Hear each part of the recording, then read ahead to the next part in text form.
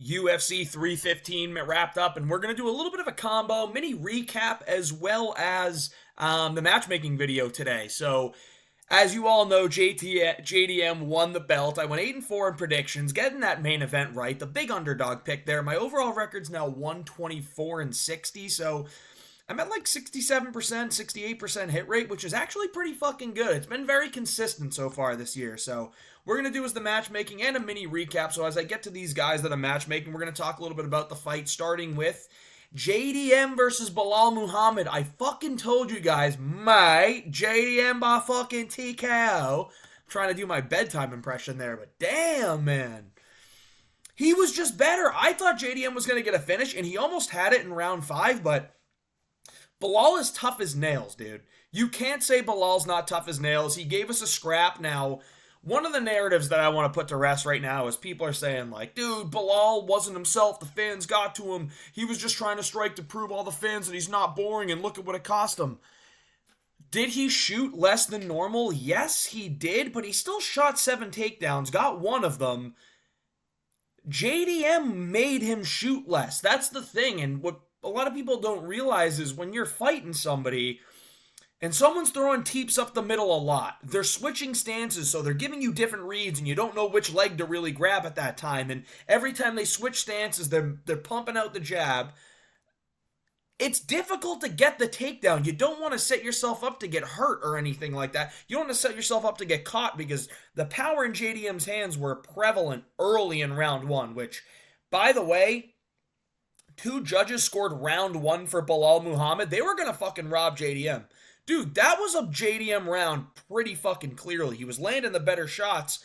And a lot of shots people, I guess, didn't see was like in the stance switching. When Belal would land, Belal would throw the jab, jab, 2. It was his best punch in the first round, was his jab, jab, 2. He had a big one that landed on JDM. But as that was happening, JDM was like switching a stance and landed a jab of his own that like hurt Belal. You could see it, and Belal's face was marked up after a round. But I'm going back to the point about JDM and stopping takedowns or preventing takedowns from being attempted. He was doing so much stuff. He was feinting the uppercut a bunch, which was keeping Belal like from, all right, dude, he's going to feint an uppercut. He might throw it when I start shooting. Oh, he threw a jab, but I'm going to shoot after the jab. Oh, I can't, because he threw the jab and then he would dip down, get ready for Belal to counter with a takedown. So he was preparing for Belal to counter his strikes with takedowns. He was down low and he was ready to sprawl. So really, really good fight IQ from JDM. It was a masterful game plan, honestly. And the teeps up the middle, like, you don't want to be shooting a takedown when someone's throwing teeps up the middle. When someone's starting to throw knees up the middle, they're feinting knees, and you're like, dude, we saw him knock out Gilbert Burns. Gilbert Burns shot a takedown on him. He threw a knee right up the middle right when it was happening, and he flatlined Burns with it. Like, and Burns is tough as nails. He's a hard guy to knock out. So, I mean, that's what I saw from JDM. I thought he was making it hard for Belal to shoot. I don't like the narrative that Belal was, the fans got to him. To me, it was what JDM was doing in the fight was making Belal shoot less.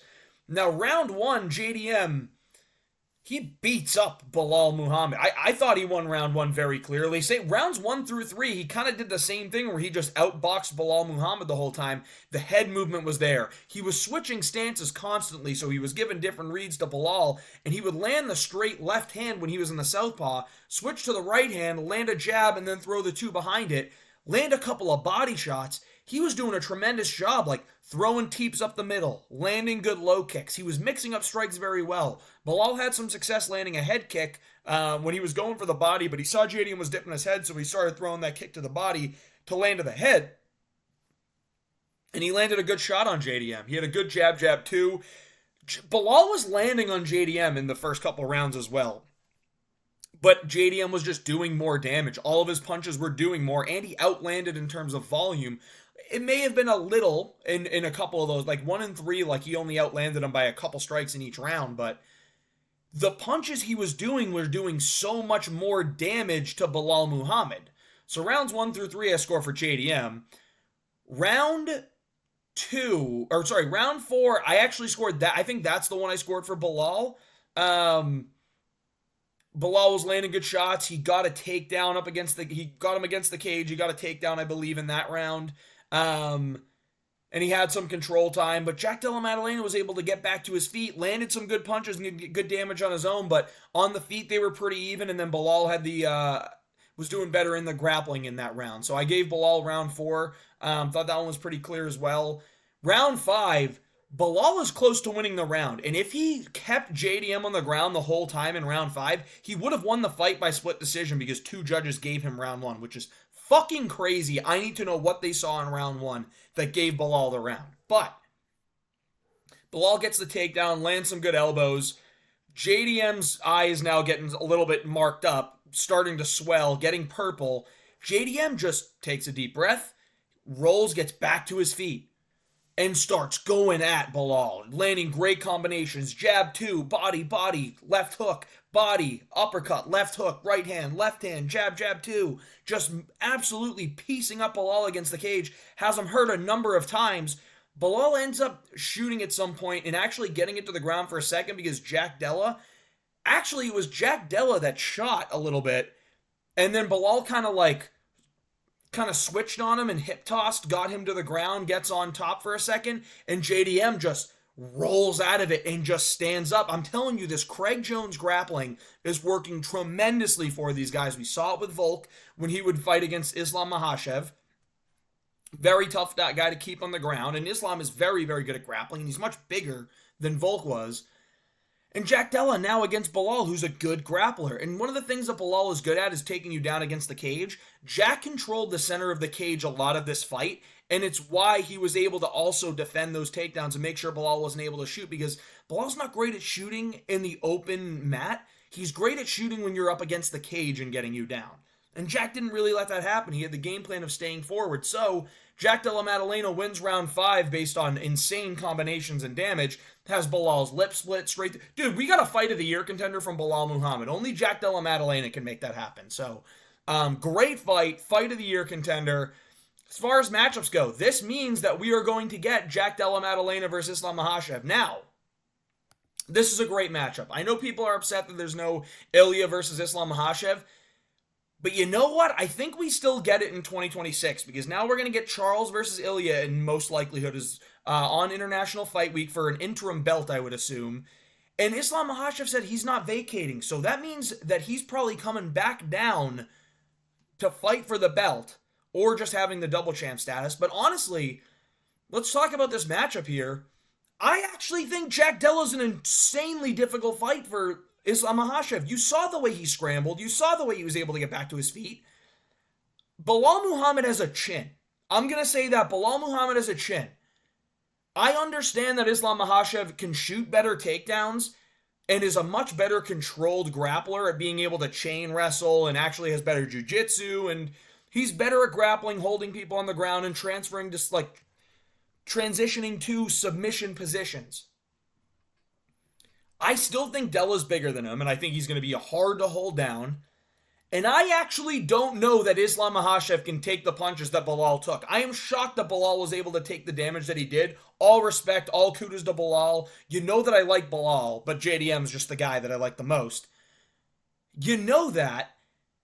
I think JDM can chin Islam Makhachev, dude. I actually do, and I'm actually, when that fight comes out, I'm going to pick Jack Della to get a knockout here. I think he can scramble and get out of it. I think he's going to have moments where Islam Makhachev dominates in the grappling. Has good control, threatens with submissions. Jack just finds ways to roll out of it, Derek Lewis style, right? An arm triangle might be close to being in. Jack just somehow fucking rolls into it and gets out. Islam Makhachev maybe gets the back. Jack Della Granby rolls and gets to a position where, he might be in the Dars, but he defended it, he toughed it, he got out.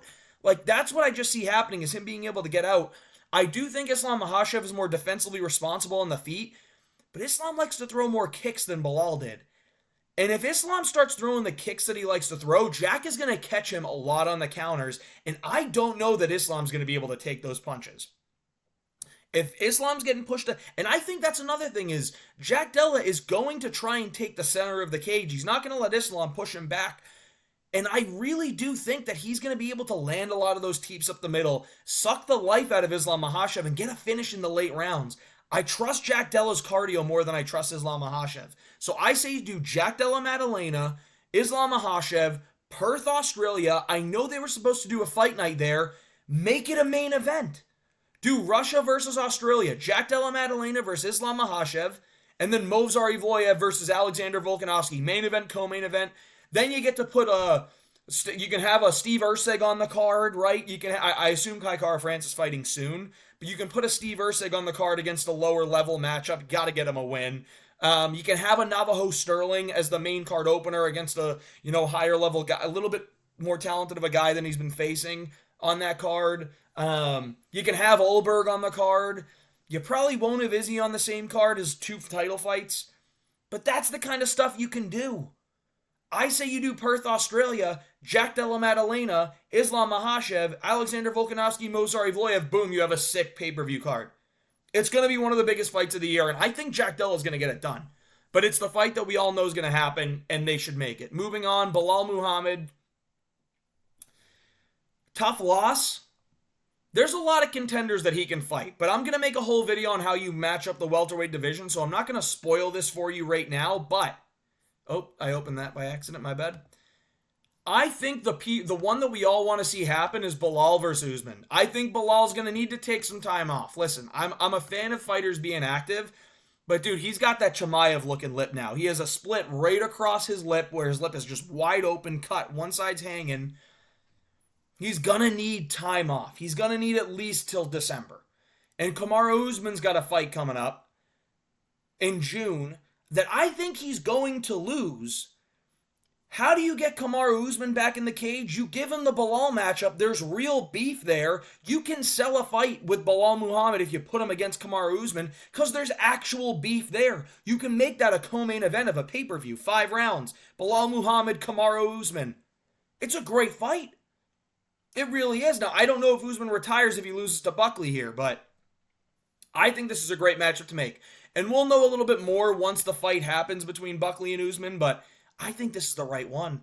I think Usman, Belal Muhammad, great fight to make. There's beef here. They're both wrestlers with boxing ability.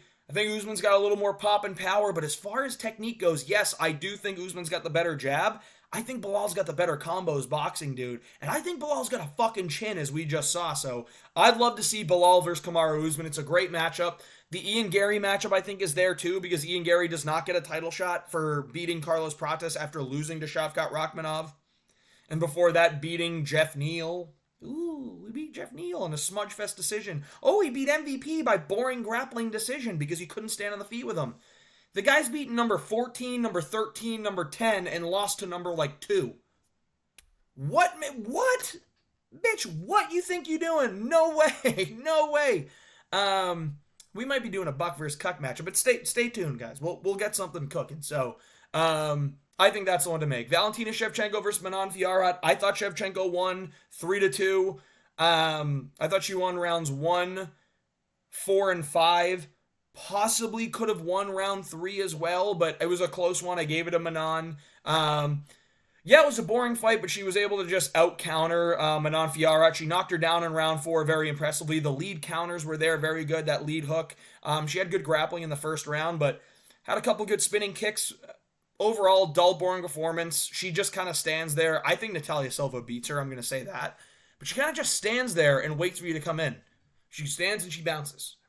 She's very, very good, but it's very boring performance. Shit fight. I hate that this takes up pay-per-view spots, but it does. Moving on, Valentina Shevchenko should fight Zhang Weili. I get Natalia Silva as someone that should be getting a title shot at this point. But, she beat Andrade and she beat Grasso. You can make an argument that she should have one more. And with Zhang Weili, it's are you really going to risk putting her up against Verna Jandiroba and having her lose that and not getting a women's double champ?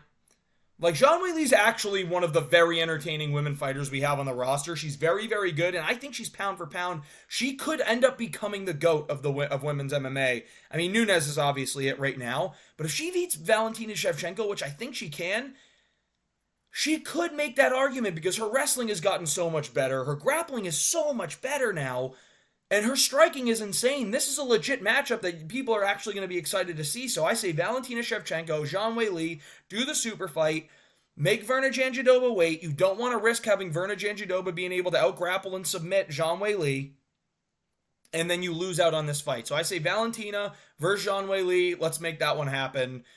Again, you can do that one in Perth, right? You can put that one as the third fight on the Perth card, but I think they should do that end of the year, November feature fight of the November pay-per-view. You do Jones Aspinall. You get maybe like another Marab defense in there, or a Sean O'Malley Marab 3, whatever they end up doing. Like if Sean O'Malley wins, or a Marab versus someone, or a Pantoja third fight of the year. You have fights you can put on that. Make this the third fucking fight, man. Like, come on. Valentina, Zhang Weili, that's the one. Manon Fior, say Alexa Grasso. She lost to Natalia Silva. You can't put Manon Fior out against Erin Blanchfield again. Like, you don't really want to see that. I think have her fight the Alexa Grasso fight. Let's see how it goes. She'll probably win. They're fighting on the same card. They'll probably look to get back in there around the same time. I say it makes sense, and like, let's just fucking see it happen. Who cares? You're not here to hear me talk about that much. Ayman Zahabi beat Jose Aldo. No, I think Aldo won rounds 1 and 2. I was screaming robbery at the top of my lungs. I can see where the judges scored round 2 for Ayman Zahabi. I personally didn't. I personally think Aldo won round 2. He definitely won round 1. Round 2 is a coin flip. Round 3 was also close because Aldo almost flatlined Ayman Zahabi. Round 1, Aldo just outboxed the shit out of him. Had a ton of volume in this fight. So much more, and that's one of the reasons he gassed out. His body couldn't take it. Aldo's not 38, by the way. He's definitely like 42. Gilbert Burns said something about this. Dude, Jose Aldo has like randomly lost years off his age, allegedly. Like, I thought he was 40 years ago, and now they're saying he's 38. So I think Aldo's like in the 42 range. I think his body just it did just kind of give up on him. He won round 1 clearly through a ton of volume. Round 2 was close. I thought he won. I thought he landed the bet. They were very, very close on the strikes. I thought Aldo landed the better shots. I know Zahabi took a lot of shots on the arms, but I thought Aldo was landing them better, and he was getting more reactions out of Zahabi than Aldo was getting.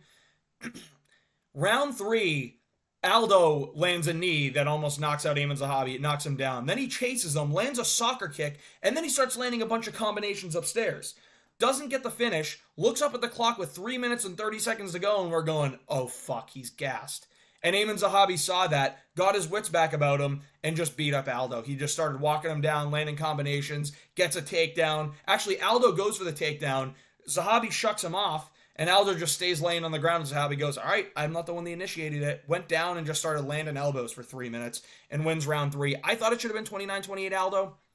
Personally, I thought it was 29-28 Aldo, but I get 29-28 Zahabi. He called out Chito Vera.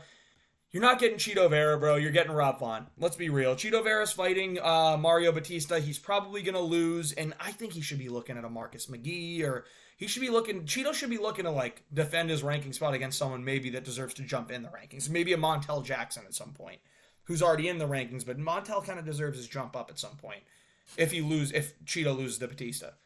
I think Ayman Zahabi versus Rob Font makes a lot of sense. I think it's going to stay on the feet, and I think it's going to be a great boxing fight. Zahabi doesn't throw a ton of volume. He's very good defensively. Rob Font does throw a ton of volume, so we get to see the defense of Zahabi and maybe land some counters. And Rob Font might bring a dogfight out of Zahabi. And Ayman Zahabi's a good boxer as well, so he's very good defensively, and Rob Font's very good offensively, and he's got good defense. I think it's a good matchup to make. It's going to be number 11 versus number 8.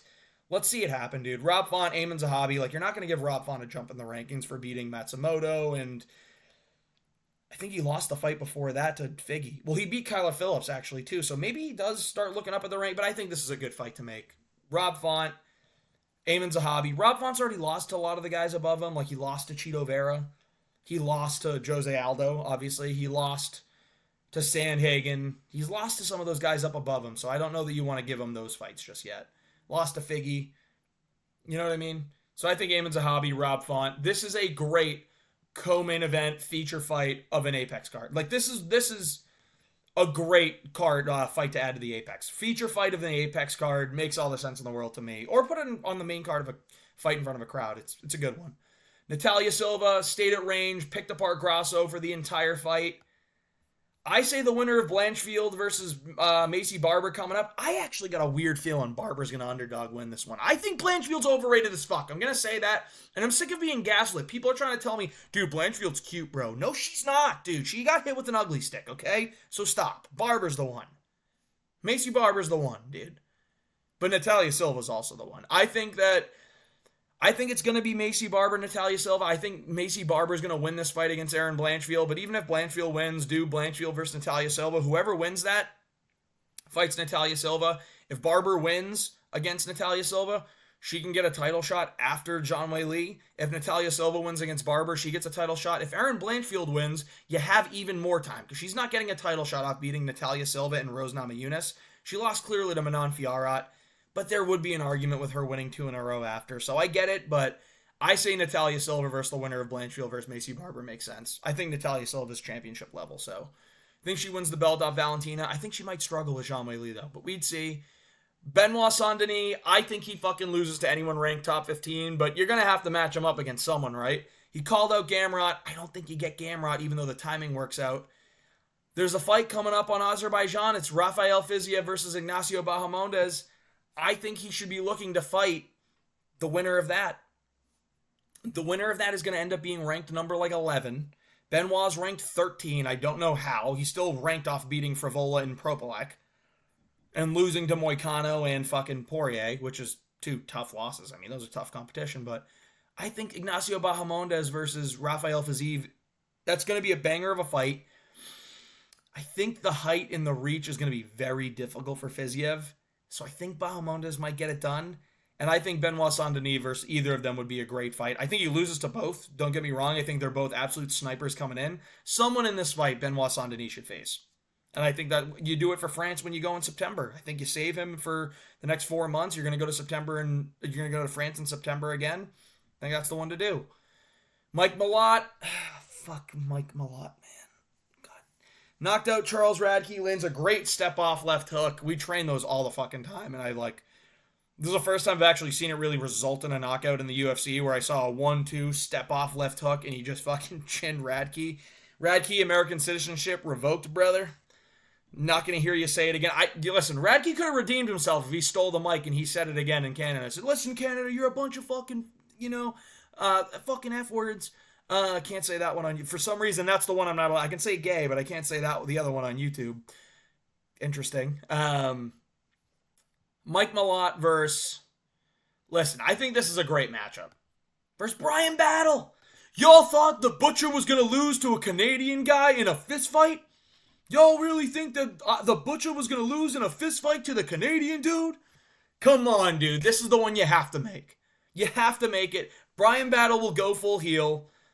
And I think he pieces up Mike Malott. I think he breaks him down with pressure. And I don't think Mikey Malott's chinning Brian Battle. So I think this is a good fight to make. I think it's hard to say give Brian Battle a ranked opponent after he had his fight with Randy Brown that he arguably lost.